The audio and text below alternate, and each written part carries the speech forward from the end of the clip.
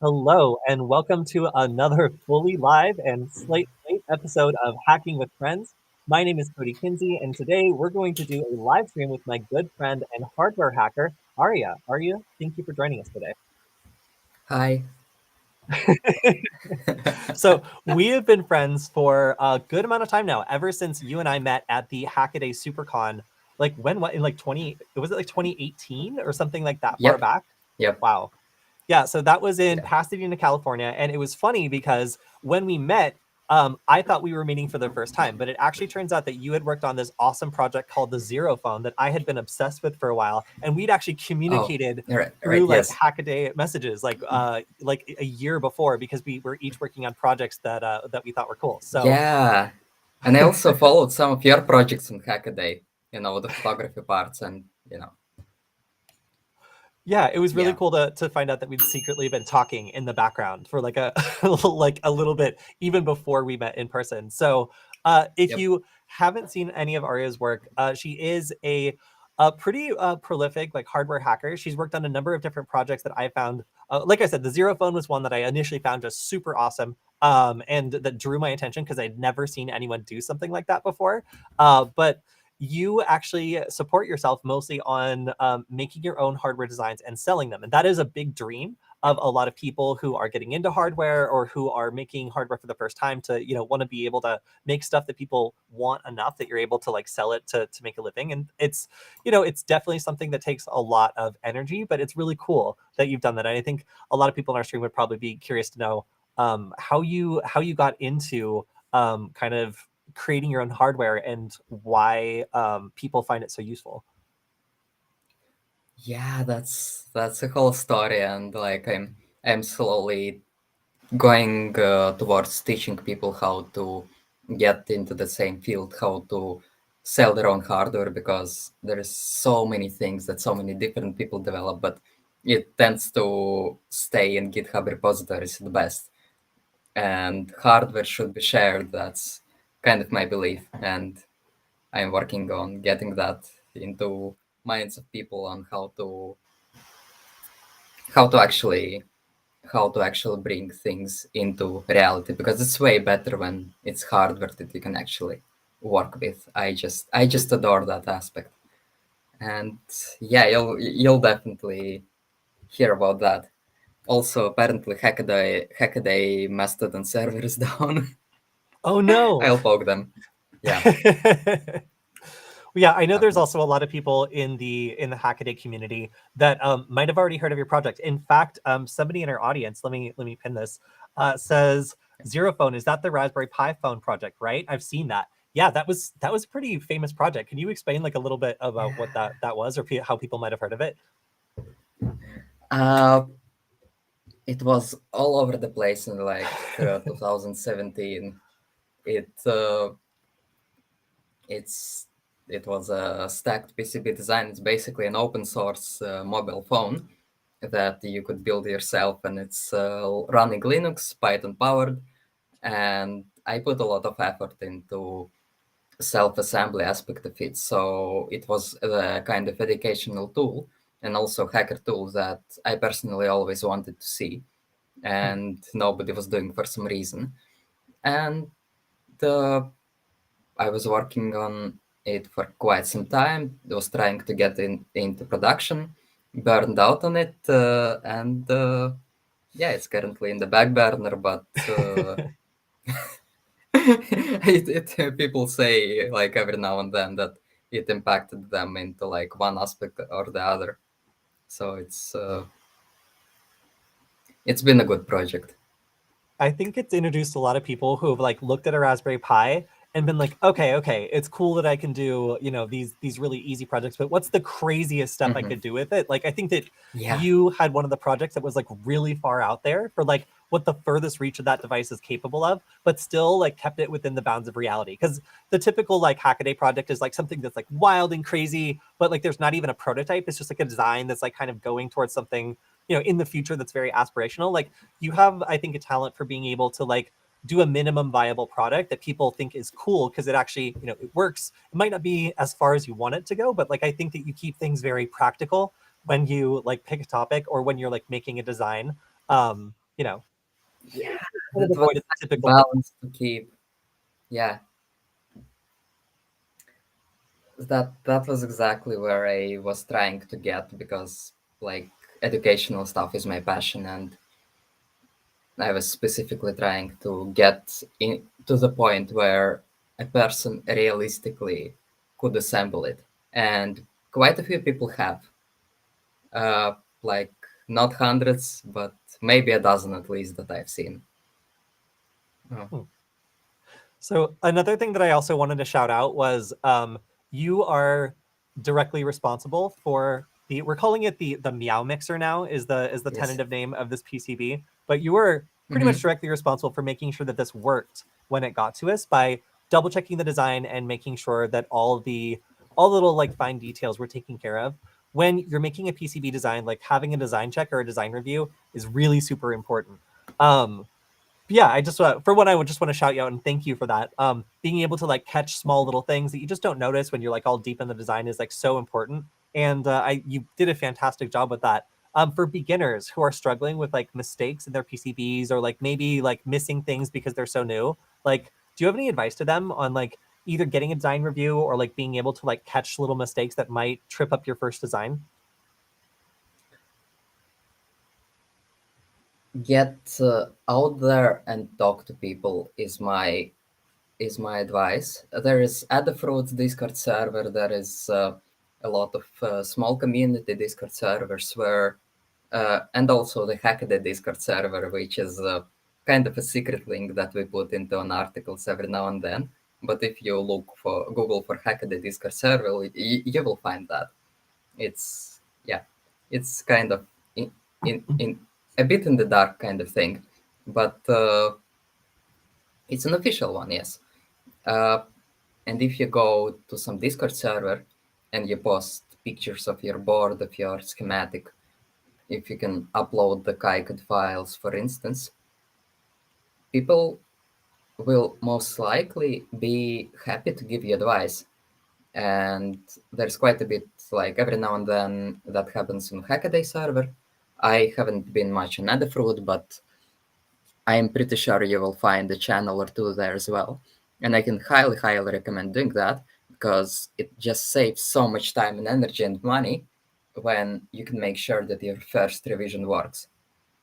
And I give design review to people. I know there is other people that just hang out in communities and do give design review. You should seek it out, Hmm. and usually it's at an arm's reach. So So up on the yes. screen, I have the Adafruit Discord server, which I actually am already a part of. The Adafruit Discord Mm-hmm. server actually has a specific channel, Help with Hardware Design. And I can see people in here as of yesterday, like giving advice to other people who are working on hardware designs, like showing them with like hand-drawn diagrams, like the correct way to do something and like reviewing schematics. So if you're someone who's interested in hardware, you want to make like a simple PCB, but you're worried you're going to make a mistake that like wastes your money and your time, like there are communities out there like, you know, the one I'm looking at right now that seem to be willing to give you like free advice on your designs, on your circuits, like on your like schematics. Like, so if you're somebody who's interested in doing hardware, but you don't have like a circle of people around you, like you don't have people locally who do hardware, that can be kind of intimidating. And I don't.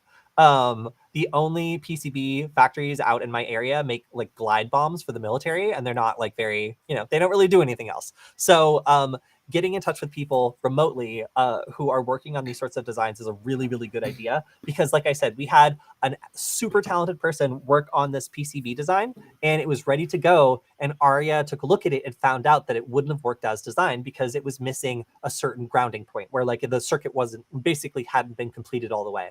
And there were some warning signs here, but Mm-hmm. somebody who wasn't looking for them might not have been able to catch that. And the people in these Mm-hmm. Discord communities are often really, really good at that because they're seasoned professionals. And if it's something surface level, if it's something relatively easy, they can often spot it really fast. Like you can see here, um, I just really love and appreciate these like these hand drawn on like screenshots, you know, that are like trying to like teach other Mm-hmm. people in the channel. So yeah, I think that that's really great advice. And here's like a example like on your screen right now of people getting free PCB design advice for making their first PCB. So if you've been thinking about it, if you've been wanting to do it, like this is a good way to get started. Like these communities will help encourage you and maybe even give you some inspiration by seeing what other people are getting.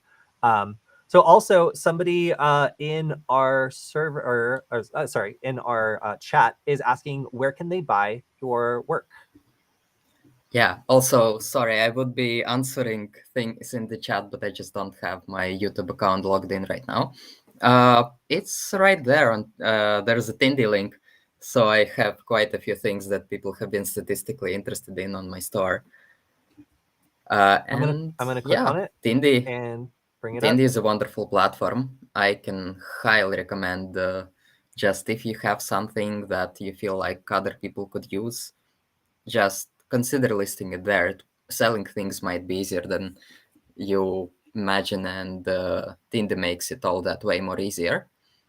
Like you do have to ship things, you do have to assemble things, but you figure it out, and you could just get money for things that you would have been doing like anyway. So I like that. So like, so I'm looking at some of these projects, and for the casual user, like a lot of your stuff is like highly specific to like a certain application where like for like, like 30 people on earth, they're like, this is exactly what I need. But other your projects are like much more general. Like some of these look really cool, like the true read-only micro SD card. What do you think of your projects would be the most interesting to like, somebody who's like a little bit of a novice but is interested in hardware? oh, I think that would be the alt mode friend, which I have to produce more dev boards for that one. But you can start playing with USB-C, and that I find quite impressive. All right, Because I just pulled it up.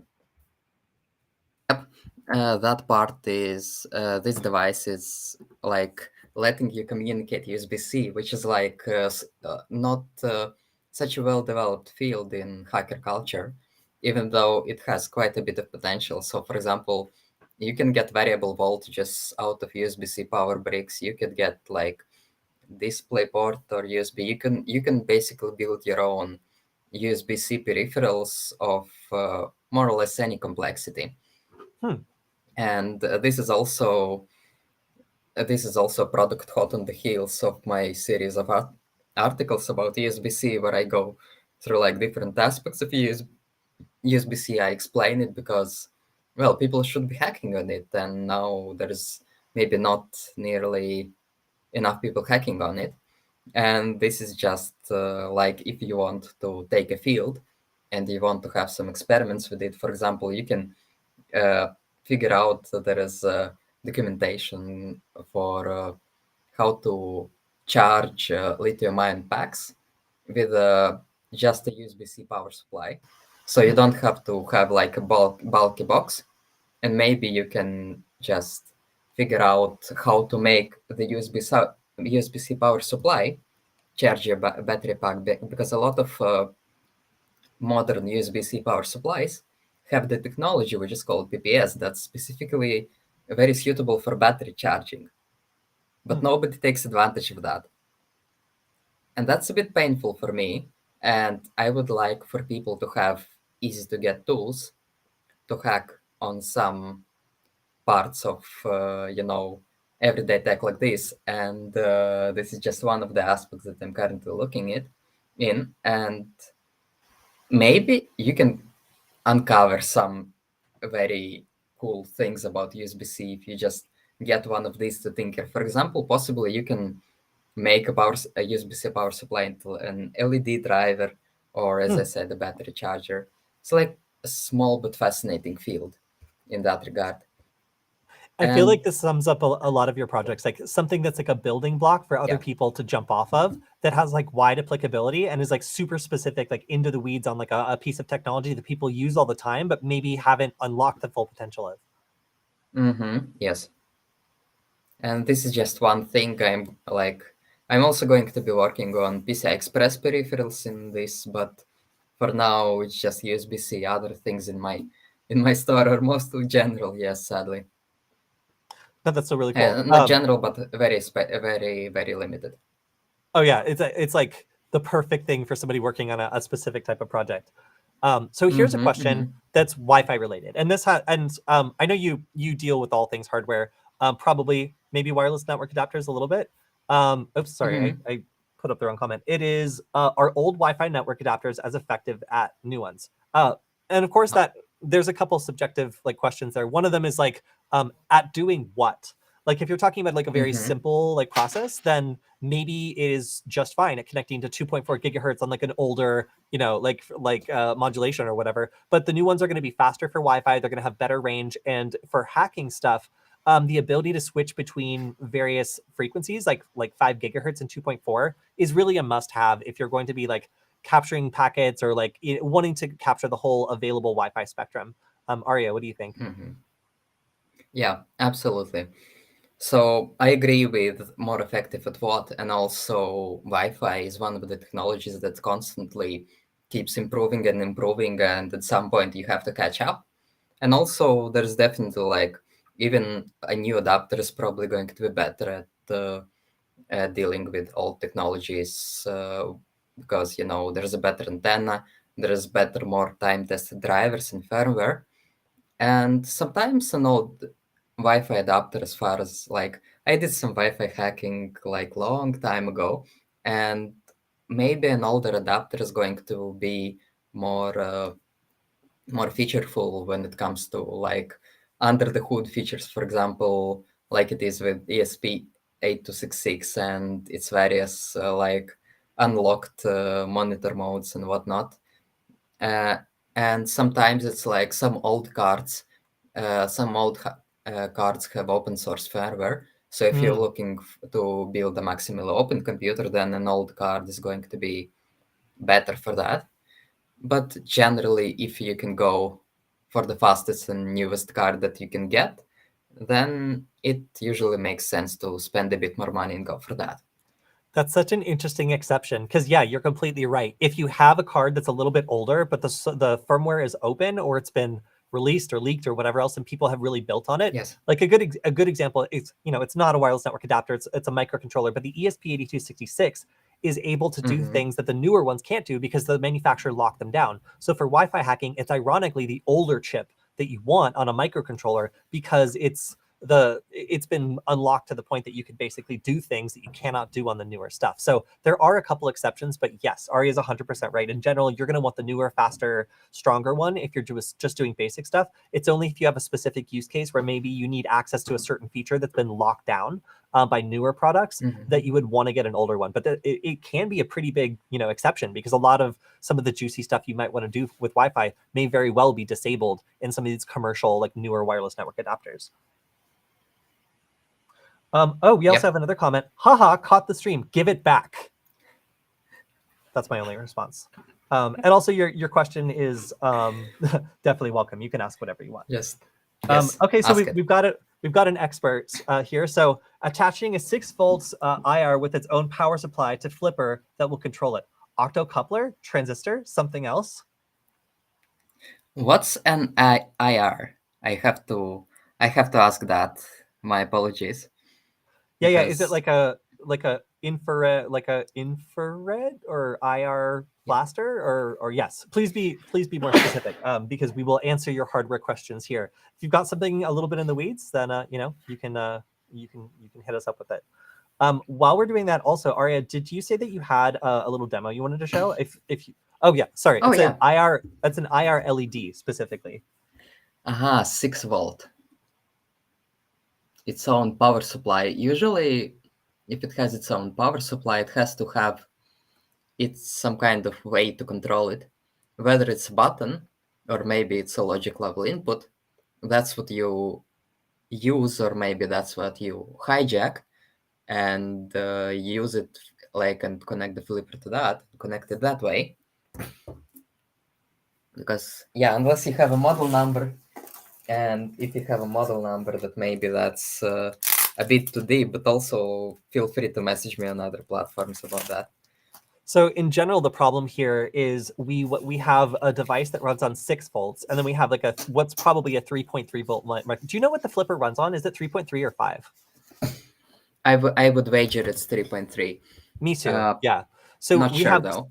so we have two different devices. Each one of them is powered, and we want to interface them. Like as like Hmm. an electrical person, like we can tell that connecting a 6-volt device to a 3.3 volt device is a bad idea. So there's a number of different options here, and some of which was explained in the chat. So one of them would be if you have like a button, for example, and you're like bridging that, and that is what is Hmm. causing the LED to fire, then we could do something Hmm. with like a logic level adapter or something like that, or even like James was saying, a transistor that where when we hit it with 3.3 voltage, it completes the button circuit, or it sends a signal that's the correct voltage. So a logic level shifter or translator, which one is the more correct term? Yeah, that's usually not what you would use for like the things that you would call logic level shifter or translators. Usually not what you would use, but you could absolutely use a transistor which would act then as Hmm. a logic level translator. Or as James says, I usually always go for an optocoupler if you need to hijack a button. It's just way more easier that way. Yeah, so for anyone So who yeah, doesn't know what indeed. that is, an optocoupler is a way of keeping two different voltage level or different current level devices separated, even when they're communicating with each other. So typically, it's like a LED, like an infrared LED, and then like an infrared receiver in like a black box, basically, right? Is that correct? Yep, exactly. So And when this chip gets a signal from one side, it turns on the infrared LED, and then on the other side, it causes a circuit to be connected or something like that, right? mhm. Yep, it opens a transistor on the other side. So it's like a remotely controlled transistor that you control the light inside the small little black box. If you disassemble like a laptop power supply or a PC power supply, you're going to see a few optocouplers. They're they're pretty great. They're cool. And So the gap, just make sure that you have all that way less chance of burning your MCUs, GPIOs. So whenever there is some danger, I just usually always use an optocoupler to simplify it that way. They're awesome. that's smart. Yeah, I've broken up open a couple just because I wanted to see what was inside, and it's so cool how simple some of these electronic devices are. Like being able to Hmm. trigger one device with another is like often not a simple task because you can't just plug them into each other. There has to be an intermediary thing. So yeah, if you're new to hardware, then this is the way that you can solve this problem by using an optocoupler, something that just manages to use light to send a signal instead of electricity. Super cool. All right, all right. We've got some other questions. Whoa, this one's so technical, my guy. All right, we'll try it. I am running Diet Pi, which I don't even know what that is, on a Promox server and have connected via my laptop. I'm trying to paste some script into Diet Pi actually for Docker, but I can't paste it. Is there a way? Arya, I That's don't I such don't a even know a third of the words in this sentence. I'm sorry. I don't know what Diet Pi is. I don't know what a Promox server is. I do know what a yeah. laptop is. And I know what Docker is. So I'm so sorry. Hmm. I'm the wrong specialist for this one. You got a hardware person and a Wi-Fi/OSINT person on the stream today. But next time we have a Docker person, which I've brought a Docker person on before, we could have them on again. They love Docker stuff. They would probably be able to answer this a lot better than I. But still, thank you for your I question. can try. I can try. Let me. I don't have a YouTube account, so let me throw that into the private chat. Sure, sure, sure. Mm.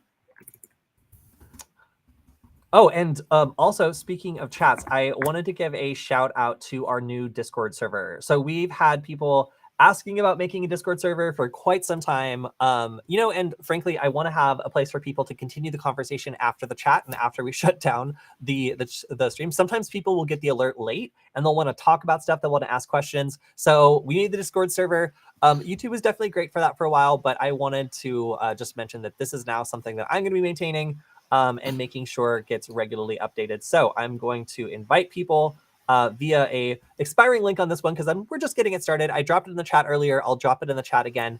I just want to say thank you to everyone who encouraged us to make this because we've been kind of on the fence about it for a while. And I'm excited to have a place for people to ask their questions for the stream, get support on various projects we've talked about, and also just continue talking after we all log off for the day's stream. All right. Oh, and thank you for the chat, Arya. I just Yeah, if you can forward that, basically. sure can do. All right, I'm posting it in the chat. All right, So, did you want to do your demo? yes, but just to explain the response a bit, that's a HTTP server that you can launch on your laptop or wherever you have the script that you want to run. And on that Pi, you get it or you curl it, you download it from the command line, and then you run it. That's basically the easiest always. Oh yeah, the AI models, yes. And yes, I can do a demo. There's a nugget and there's a wonderful thing called a logic analyzer. And I have a demo that I have this small piece of hardware that streams all the data about what's happening on the Nugget serial port through the USB interface into my laptop. So it's kind of like, in this case, it's sniffing signals from like the UART connection that's happening over this USB cable. And then the signals go just into my laptop directly. And I can show that. Would you mind me sharing my screen? As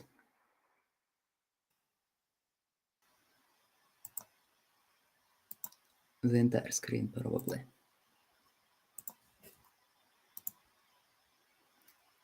And now you might have to switch to it. Does it work? It does work. Okay, wonderful. And here I can pick a frequency for the logic analyzer to log the samples and how many samples it's going to log, and then I'm going to only use 2 of the channels because that's the pins on the logic analyzer that I'm using. And now I can press run, and on the nugget I can press the restart button, and as you can see, something's happening. And specifically it's a UART connection that I can just decode. And let me see, I think it goes like this.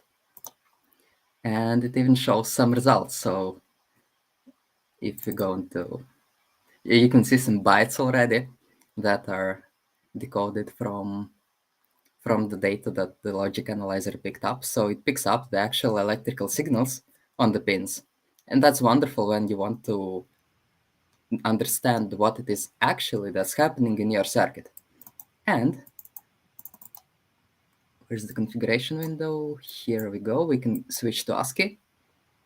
And we can see that we're even getting actual characters like 29 point space 3F. So that's a git hash of the compiled firmware. Could you is there any Or way maybe to it's enlarge Wi-Fi what you can password, I see think. a little bit? Oh yeah. The text itself is Yeah, our quite poor small. mobile users. Thank you. Yes. I'm afraid there's not. It's okay. I always just try control plus plus plus, and if that doesn't work, I just give up. Yep, same here. Sad. Doesn't work. But well, yeah, specifically for this text, but here you can see that might not be able to see, but it does show you ASCII characters that it picked up over the wire. So if somebody And is doing USB hacking, like this is a way for them to, when a device first starts up, analyze the signals that are being sent to the host computer and probably like being sent back and like figure out what the exchange looks like and what the device is saying to the computer, like how it's setting itself up. Yep. And specifically for connections like UART, for SPI, for I2C, you can figure out quite a lot of these when you want to see what's actually happening. For example, how is your microcontroller actually communicating to the sensor, and whether maybe there's some problem floating up there. And if we close this one, there's something that I have been working on. So that's a GUI application, but I've been working on bringing that one to the command line. And this one I know you I can make have, bigger. you're correct, yes. Thank you. Thank you. And I have been working on a script that ties the backend of that GUI tool. So the backend usually looks like this. And there is, of course, like there's a lot of data. There's timestamps, there's like hex bytes and such. But if I pipe it into a Python tool that decodes all the transmissions happening, and I press reset, then it's going to decode the actual text that's being transmitted. And the reason I'm doing that is because we've had a problem with flashing the nugget from different browsers, specifically with different tools. So one tool, like the browser tool, would flash the image differently compared to the command line tool. And this exact kind of script and this exact kind of logic analyzer setup is what you need to get to the core of the problem quickly. And yeah, that's why you have like all the color decoding. This is what I'm working on. It's a tool to solve a long-standing and very weird problem that makes the firmware flashing process just all that much more annoying.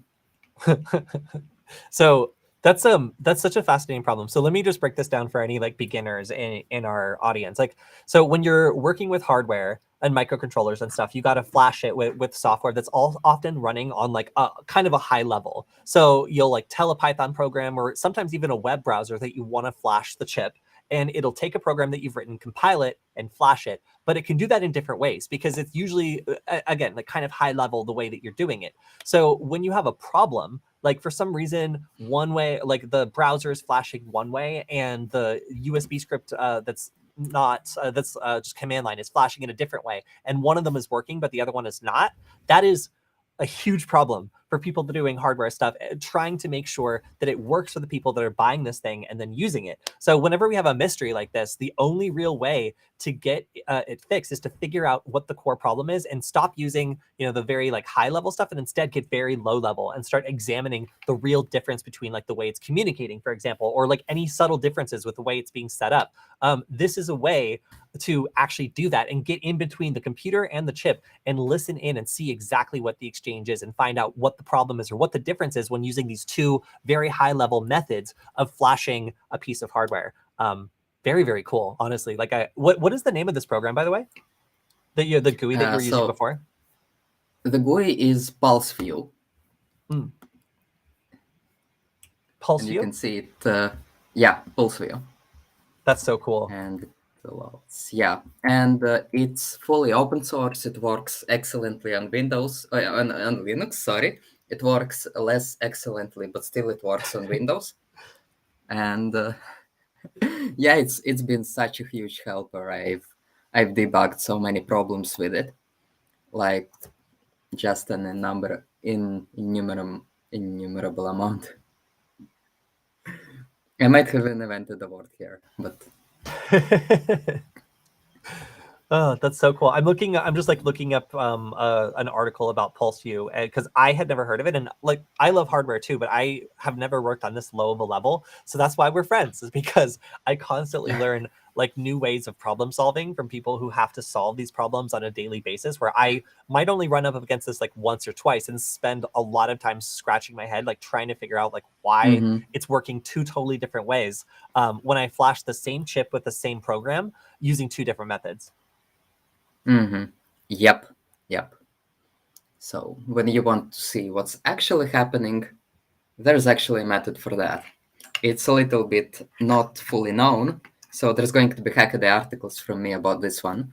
because I believe more people should know about such wonderful tools because of just how much time you can save with using such a tool.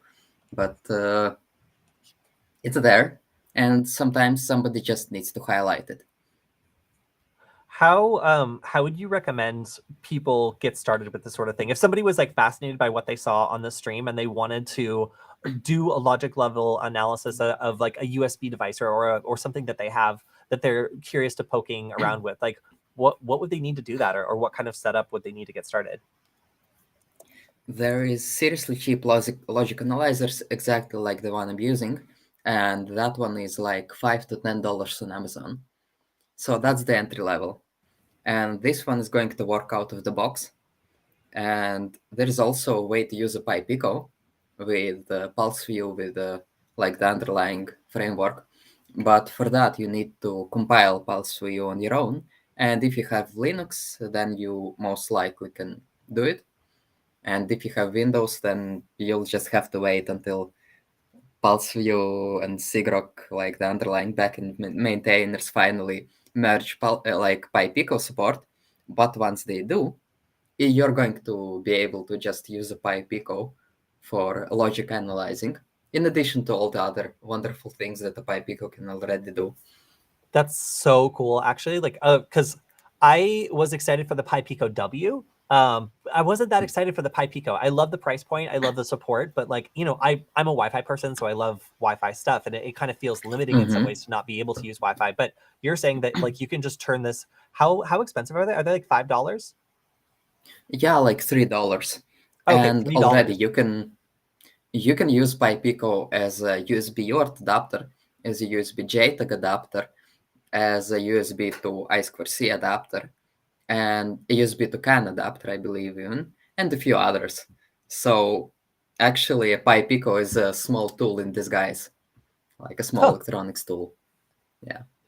That's fantastic. It would be cool to maybe do some like a demo of that sometime, because frankly, like I've never Mm-hmm. used such an inexpensive microcontroller for such a useful, just incredibly useful function for just hardware development. Like I feel like it, Yeah. yeah, of course there's tools on Amazon, but like a real hardware hacker is going to want like a $3 tool that they can burn multiple times by accident, and then just get a new Mm-hmm. one for like an ultra low cost.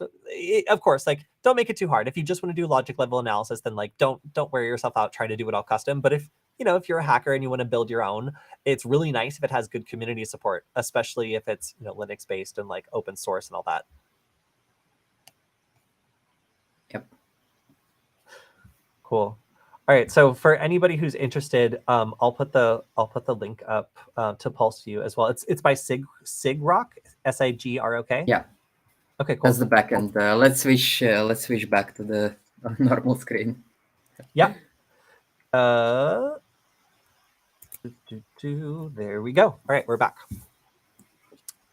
So Yep. yeah, It's I have never tried this before, but now I really want to because it looks so cool. it's a full on open source project with a lot of aspects. There is quite a bit of hardware supported, though most of it's professional. But the $10 logic analyzer is truly like a breakthrough in that it gets the logic analysis features to any hobbyist's toolkit if they just know what specifically what to buy and what to open. That's And really yeah, cool. That's really, really cool. So one way I can immediately think that this would be useful is like when I'm working with CircuitPython, it allows me to do HID stuff, but on a very high level. So if I want to see like the actual way that, when I specify that I want my CircuitPython device to act as like a mouse or a keyboard or like some other like MIDI device or something, I can actually go and look at what's being sent over the wire when it's plugged in or restarted and find out like, exactly how it's really identifying itself. there is a limitation for that. You can't do that usually in software on your host, and the logic analyzer is not quite fast enough for USB communications, sadly. Hmm. So that's kind of where the logic analyzer, because it has to capture signals at a pretty high rate, Hmm. and the USB rates are way too fast for typical logic analyzers that are not way too expensive to catch up. Hmm. Uh, So that's not exactly something you can do. But if your microcontroller is talking to an SPI screen, for instance, and there is some weird problem with that, or if it's talking to an I2C device that, oh yeah, something I remember is that me and my friend were developing a medical device that was like the prototype was powered by MicroPython, and there was a problem in that where when you write spi.write in MicroPython, you write the piece of code that says spi.write. Uh, that's a function, and there's two different arguments that you can pass to that function. So you can tell it to write, and you pass it an integer, and you would think that it just sends that integer over the wire. So it just pulses up and down, saying, and it all comes into like 73, let's say, like we've just seen in the pulse view window when it came to UART. Like it's also up and down pulses, but it didn't actually do that. And instead, when you pass 73 to the write function, what it does is it sends 73 empty bytes. So it sends 0 73 times. And of course, you know that if you read the documentation, but you usually don't expect that to be the problem. Because usually when you say you write code that says print, and it prints like you say to print 73, it prints 73. So we expected the write function to basically, like subconsciously, we expected that to do the same. And we were debugging that, and of course, well, we didn't think about checking the documentation for that function, but we decided to plug a logic analyzer in, and that's where the problem became apparent, because then we immediately saw that it's sending 73 times the 0 byte instead. And then we checked, and then we found out that we made the wrong assumption. And otherwise, that debugging session could have lasted for hours. But with the logic analyzer, we just went and we plugged it in, and we saw what actually happened on the wire. And sometimes it's like you have a UART connection, and nothing is coming back, and you're sending data, and nothing is coming back. Or maybe you're expecting data, and the data is not coming.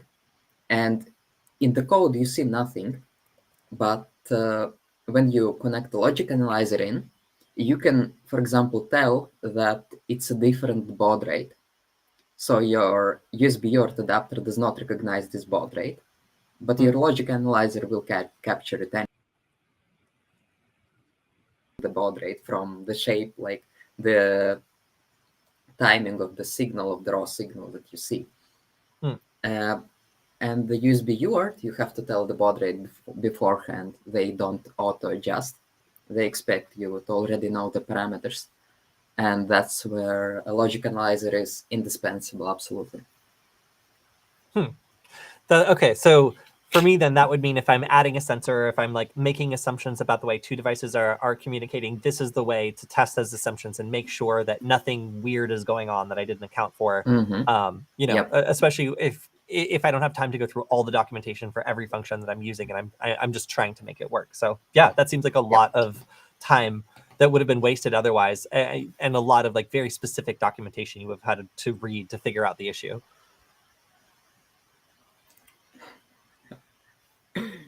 So James has reported, this isn't going to be a long enough live. We might need to add a part 2. Would you like to come back and talk about some more electronic stuff another time? Sure, absolutely. Cool, bring better demos as well. Demos are wonderful. Hey, no, that demo was great. Like for somebody who's been curious about the way that like hardware people figure out these sorts of problems, and also for knowing that I can use a Raspberry Pi Pico like that. Like people love the Raspberry Pi Picos, but they're constantly looking for ways to use them in a practical fashion. So the fact that there are projects out there that allow you to do it like that, that was more than worth it today. So thank you very much for that. And of course, also, if people want to stay up with you, I have your link tree up right now. But obviously, like, I feel like people who are interested in what you have to say would want to follow your Twitter, maybe want to follow like your Hackaday articles and stuff. So the link tree is, as far as I'm aware, the approved way to dig into all the fun stuff that you're working on. Mm-hmm. Yep. Yeah, and of course, if you want to support our fantastic guest today, you can always go on Tindy and purchase like one of those like USB. What were they called? The whatever friends? Yeah, alt mode friend. Atmo That's a friends. technical term for different features that you can pull out of a USB-C device. Yeah. So if you wanna support our friend today, you can always do that. Thank you, Arya, very much for coming on. And per usual, I just want to give a shout out to our sponsor who makes all this possible, Varonis. If you want to check out what we have for free coming up, you can go to varonis.com/Kody. That's Kody, and you'll find our DSPM event coming up, which is data security posture management. It goes all through how companies posture themselves to make sure that if they have a breach, that it is not that big of a deal and they don't lose everything. So it's going to be a really interesting perspective from some great experts. You can check it out at varonis.com/Kody. And of course, you can follow Arya on Linktree/Crimer, right? Mm-hmm. Yep. Cool. All right. So if you have follow-up questions and you want Arya to answer them on our next stream, you can either leave them on the channel, which, by the way, please make sure to subscribe. And you can also go on our Discord community. So I shouted it out in the chat numerous times. That link will expire eventually. We'll put up a more permanent one. But we are launching our Discord community. So in our Discord community, you will notice that there is a section that is specifically dedicated. Oh, hello. That is specifically dedicated to the live Q&A. This is like a form style one. You can go ahead and make a new question and we will respond to it. And the goal is like maybe we'll have some responses either pinned or also people in our community can help answer it until we get there. So by the time we get to it next week, maybe 3 other people have already responded. We'll be able to have some perspectives to discuss. So I love how you guys answer each other's questions in the chat. That's fantastic. And we love you for that. This is a way of just continuing the conversation because often we get, right stirred up. We're having a lot of great conversations and then we run out of time. So go ahead, join the Discord server. We will all be there to hopefully answer your questions. And you can catch me again live on Friday when we'll be doing the news stream, which is going to be a lot because there were some things I was going to mention today, and I didn't even get really a chance to. Aside from a very happy birthday to our friend Tim, who's been on the Nullbyte channel before. We made him a birthday friend to walk down and find in the morning, and he was very surprised. So congratulations to Tim on surviving another year on this earth. It's great to have our content creators be able to be greeted with the Queen Mother waiting for them in their living room unexpectedly. And yeah, there's lots of stuff to talk about. Using AI to scam people who have Twitter Blue, updates to the Flipper platform. There's also this viral TikTok video that got taken down exactly 2 years ago. Well, not exactly, but close to 2 years ago when somebody called and tried to get me fired for posting about vulnerabilities in a Dunkin' Donuts. Don't mess with the Dunkin' Donuts people is what I learned. Some cool stuff about using air tags as a like C2 server. And even oh yeah, and then my attempts to make a Shrek cake with AI, which did not go well. Shrekky. Anyway, that's all we have for this week. Thank you to everybody who has joined us and asked excellent questions. Again, jump on the Discord server if you want to keep in touch, ask your questions for next week, and we will see you next time. Thank you. Thank you.